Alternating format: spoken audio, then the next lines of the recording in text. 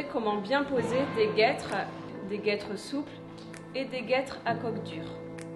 Donc pour les guêtres souples, il faut déjà ne pas se tromper de sens pour les poser. Je pose la guêtre au niveau du genou, je descends, ça se cale avec le boulet du cheval et tout simplement, voilà, je mets les scratchs vers les postérieurs. Pour ne pas se tromper, si par exemple vous posez votre guêtre et que les scratchs sont devant, comme ceci, elles sont mal posées. Votre cheval, dès qu'il va bouger, les antérieurs, il va arracher les scratchs, ce qui est dangereux et il peut perdre la guêtre. Donc, je pose la guêtre, la partie coquée vers l'intérieur et les scratchs vers l'extérieur.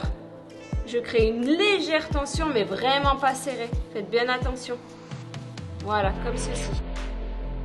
Guêtre à coque dure, donc quand vous sautez des obstacles, c'est quand même assez dur, donc ça va vraiment protéger toute la partie du tendon du cheval.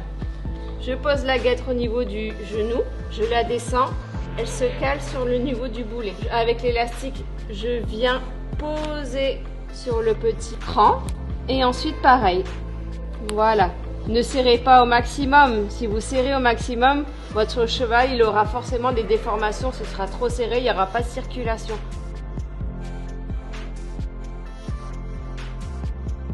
Pour la protection du postérieur, on met bien la partie coquée à l'intérieur au niveau du canon. On ferme le premier scratch vers l'avant, le deuxième scratch vers l'arrière et on descend la protection.